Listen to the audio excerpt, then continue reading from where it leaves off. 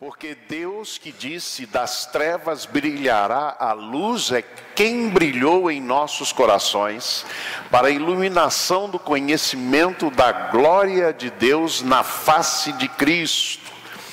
Temos, porém, este tesouro em vasos de barro, para que a excelência do poder seja de Deus e não da nossa parte.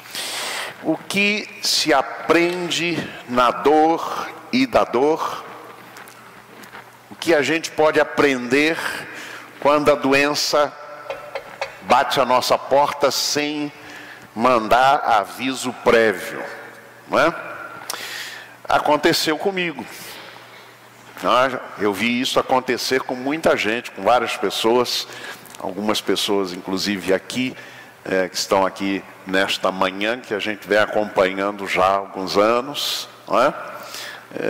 Eu lembro aqui do testemunho da Rebequinha, recente, não é? Quando falou das cirurgias a que foi submetida, os desafios que foi, enfim, um testemunho muito abençoador. Eu penso aqui na Leia, quantas lutas e desafios na saúde tem enfrentado, pessoas que a gente tem acompanhado um pouco mais de perto. O que aconteceu? Dia 3 de novembro, aí estou eu, né? Eu preguei o primeiro sermão, né? O que se aprende na dor? Não tinha previsão de 1 e 2, não é? E eu fui curioso olhar o vídeo dessa mensagem. Então vocês veem que eu estou ali pregando em pé, me movimentei à vontade aqui para um lado e para o outro. Maravilha! Dia 3 à noite. Passou segunda-feira, terça-feira, o que acontece? Ao me abaixar aqui, né? Já quase não consegui levantar. Estava sozinho aqui, me abaixei para pegar alguma coisa no chão, e quando levantei já notei que tinha alguma coisa errada. 2 dias apenas após aquela reflexão, comecei a sentir uma dor lombar, que logo começou a se irradiar aqui pela panturrilha direita, né? Chegando até a panturrilha direita. E o que aconteceu é que no outro fim de semana, dia 10, eu estava lá em Goiânia. Foi um suplício para cumprir o compromisso que eu tinha lá com o pastor Sérgio, lá no aniversário da igreja, 30 anos da igreja lá em Goiânia. E aí no dia 17 eu vim, e foi muito curioso eu assistir depois o que aconteceu no domingo de manhã, dia 17, né? Em que eu precisei de ajuda até para subir aqui do Diogo, né? Diogo, meu genro, me ajudou a subir. E aí eu preguei assim, ó, sentado, como eu estou aqui, né? Eu caminhei com tanta dificuldade para subir essa pequena plataforma, nunca pensei que meu pé direito pesasse tanto, né? Para conseguir chegar aqui. Preguei sentado e aprendi algumas preciosas lições que quero partilhar com vocês. Bom, tendo pregado então no dia 3/11 sobre teoria, hoje eu trago para vocês uma reflexão baseada na experiência. Na reflexão que toda essa situação me trouxe durante 33 dias com dores incalculáveis, que não tinha remédio, não tem remédio que tire, né?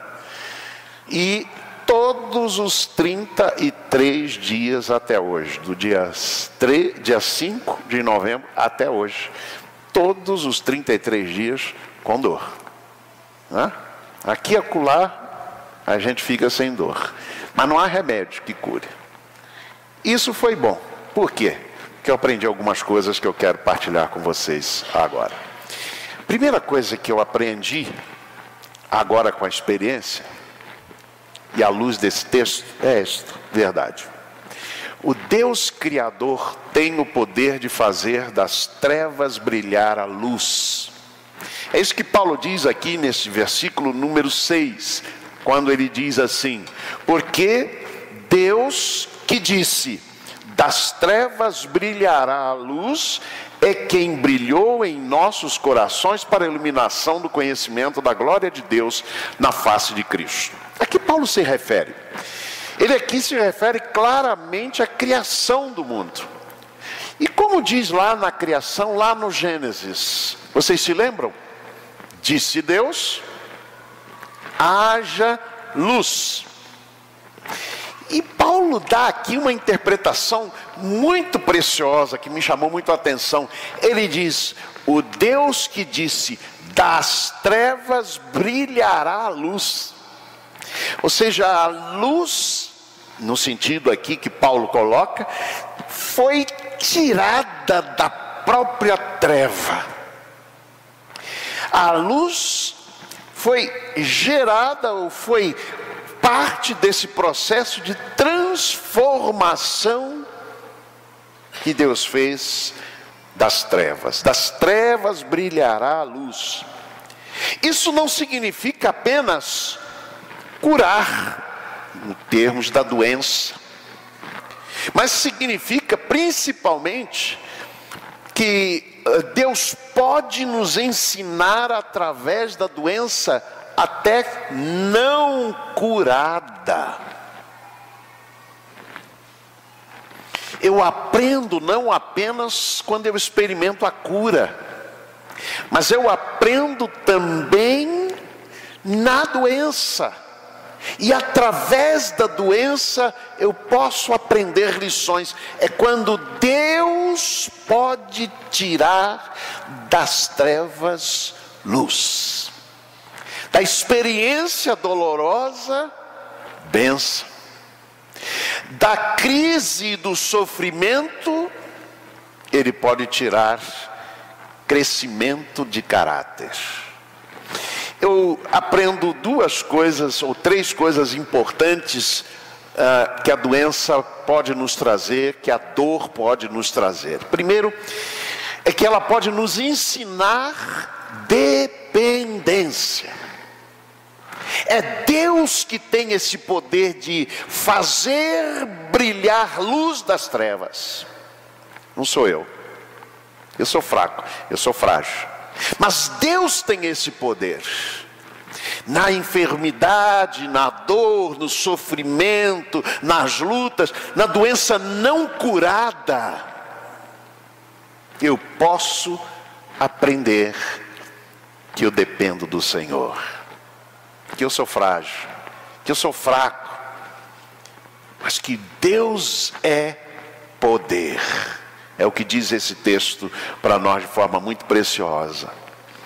Eu também aprendo que a enfermidade, a doença, principalmente não curada, ensina paciência.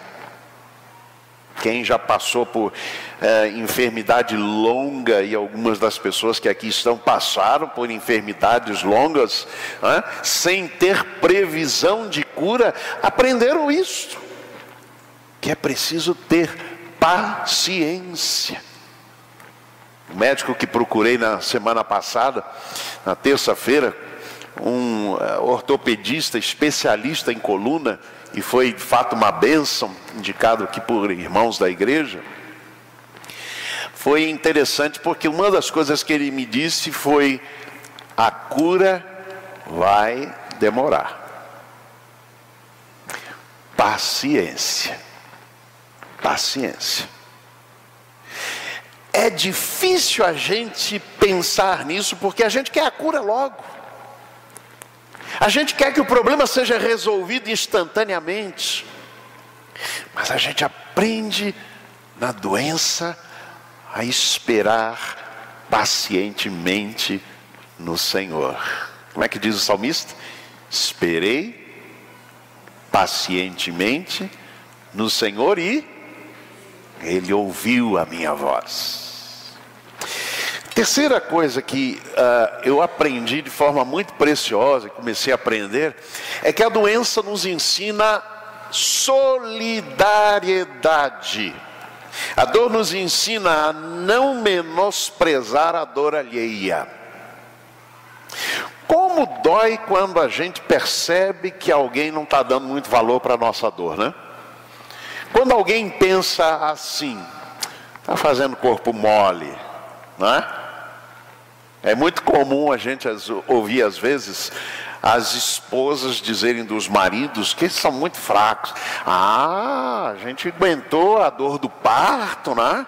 Agora qualquer dorzinha fica aí. Não é verdade, mulheres?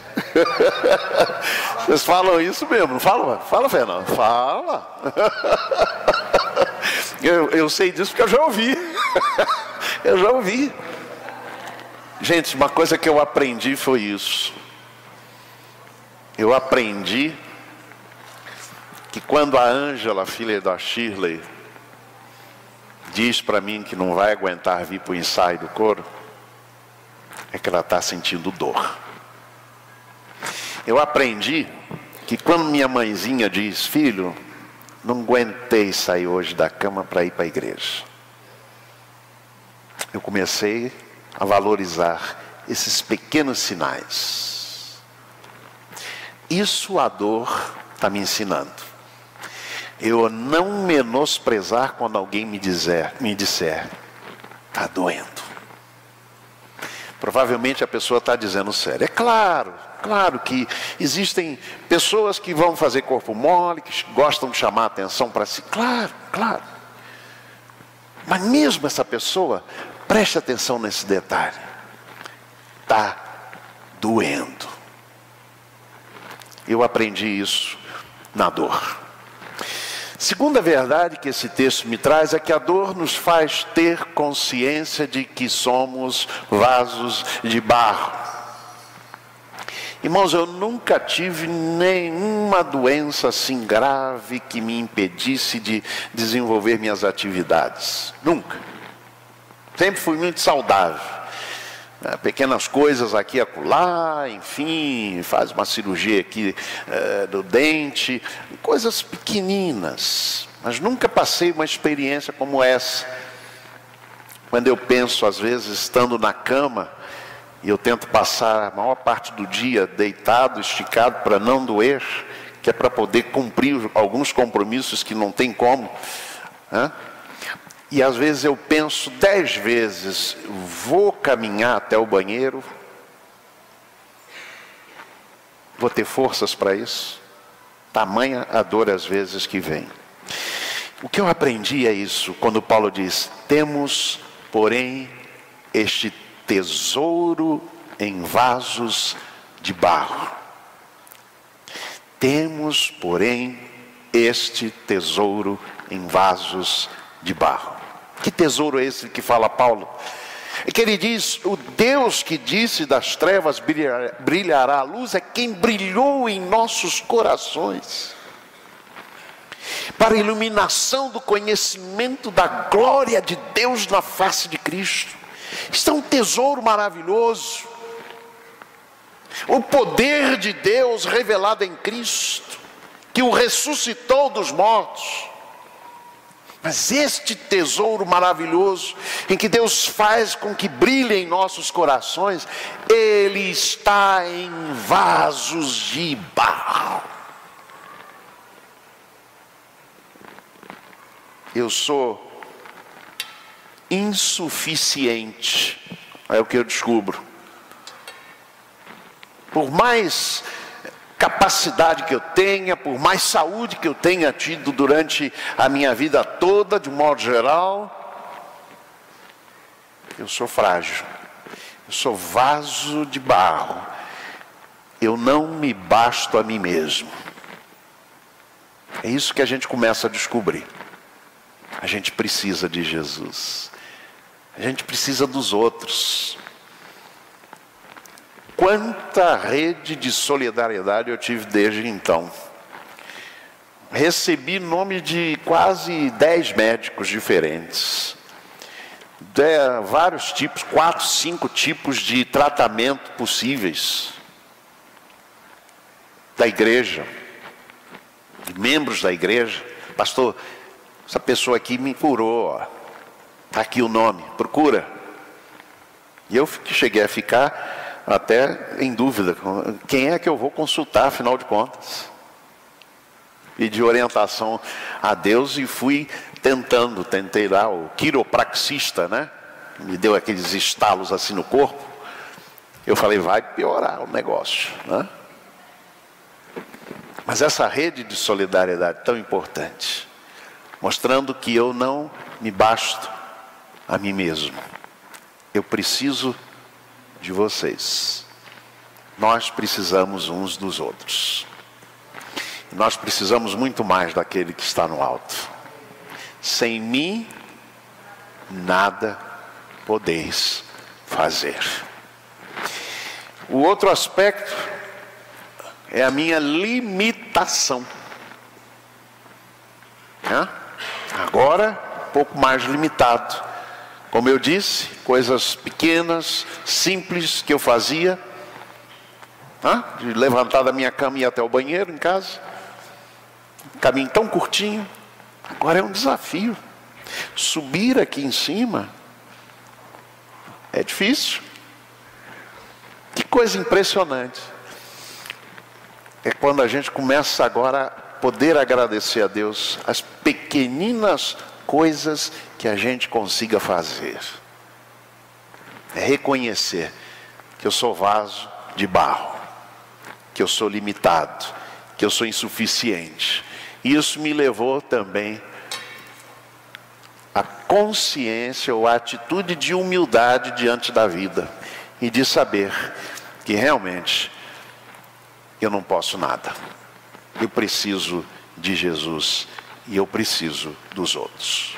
Terceira e última verdade é que esta consciência de que somos vasos de barro, ela nos leva a glorificar a Deus e a colocar o poder de Deus em ação. Isso fica muito claro nesta expressão de Paulo, quando ele diz assim: temos, porém, este tesouro em vasos de barro, para que a excelência do poder seja de Deus e não da nossa parte. Duas palavras preciosíssimas que Paulo usa aqui. Primeira, quando ele usa a expressão a excelência. A palavra aqui é hipérbole. Hipérbole. Coisa excelente. Mas a excelência deste poder, este poder que vocês conhecem bem, a palavra dínamo, dynamis, do grego, né? Eu mais uma vez vou lembrar o que é o dínamo.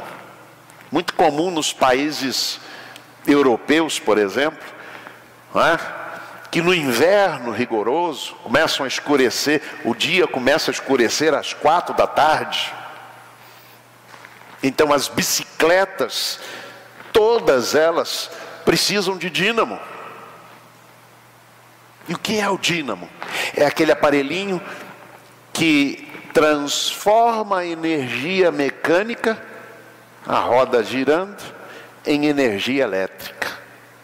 Então é interessantíssimo como o Senhor usa esta palavra tão preciosa, porque nós temos uma ideia do poder de Deus, e de modo geral, a nossa ideia de poder, né, está muito ligado a isto, a fazer grandes milagres, a curar. Mas aqui o poder é transformar aquilo que é treva em luz. Das trevas brilhará a luz, da doença virá crescimento, da enfermidade não curada virá bênção. Que coisa impressionante é isso que Paulo está nos dizendo aqui. Poder de Deus. Gosto sempre de lembrar da história de um pastor da primeira igreja batista de São Gonçalo, alguns anos atrás. Agora me fugiu o nome dele, não sei se lembra. Mauro Israel Moreira. Mauro Israel nos contou que um dia estava pregando na igreja, pastor de uma grande igreja lá no Rio de Janeiro, lá em São Gonçalo, primeira igreja batista de São Gonçalo, muitos membros, um ministério abençoado, um jovem pastor. E ele, quando começou a pregar, ele começou a ver duas imagens. E saiu dali e descobriu um câncer gravíssimo na cabeça, no cérebro. E a igreja começou a orar por Mauro Israel Moreira. A denominação inteira orando pelo Mauro Israel Moreira.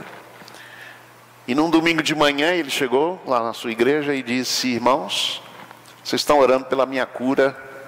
Eu louvo a Deus por isso. Eu creio que Deus pode me curar. Mas deixa eu dizer uma coisa.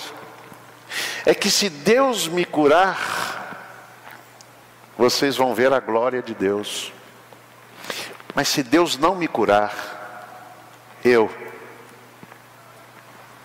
verei a glória de Deus. Deus não curou Mauro Israel. Ele viu a glória de Deus. A consciência de que somos vasos de barro glorifica não o homem, glorifica a Deus. A glória é de Deus, irmãos. Glória é de Deus. E o que Paulo nos diz aqui é que a excelência do poder é de Deus, não da nossa parte. Então, quando eu glorifico a Deus, quando eu entrego a glória para Deus, isto possibilita a ação do poder de Deus. Quando eu dou a glória para o homem, eu vou ficar limitado nos limites da força humana. É isso. Quando Paulo estava enfermo, creio eu que quando ele fala do espinho na carne, ele está falando de uma doença. Porque ao escrever aos Gálatas, ele disse assim: vejam com que grandes letras vos escrevo de minha própria mão. Se vocês pudessem, eu dou testemunho de que vocês arrancariam os seus olhos e me dariam. Então, quando Paulo fala do espinho na carne, provavelmente ele está falando de uma doença. E talvez consequência da sua experiência lá na estrada de Damasco, quando ele viu uma luz, ficou cego. Deus mandou Ananias e curou Paulo. E ele voltou a enxergar, mas talvez não plenamente. Consequência daquela experiência. E aí então ele diz: e eu orei e pedi a Deus por 3 vezes, para que me fosse tirado este espinho na carne. O que Deus disse para ele? A minha graça te basta. O meu poder é aperfeiçoado na fraqueza. Então, quando eu tenho a consciência que eu sou vaso de barro, que eu sou insuficiente, que eu sou incapaz, que eu preciso dos outros, que eu preciso de Jesus, então eu começo a entender que a glória é de Deus, estando eu na enfermidade ou experimentando eu a cura. A glória é de Deus. E quando eu dou glória a Deus, eu aciono todo o potencial do poder de Deus de atuar em mim, porque é na fraqueza que o poder de Deus se aperfeiçoa. Amém? Resumindo, o que eu posso aprender dessa experiência? Em primeiro lugar, jamais duvide do poder e da bondade de Deus. É isso que Paulo quer dizer quando ele diz: o Deus que disse das trevas brilhará a luz. Segundo, nunca se esqueça, você é vaso de barro, você precisa dos outros, você precisa de Jesus, você não basta a si mesmo. Terceiro, deixe que Deus seja glorificado na sua saúde. mas também na doença. Quarto lugar, dê glória a Deus e coloque o poder transformador excelente de Deus em ação.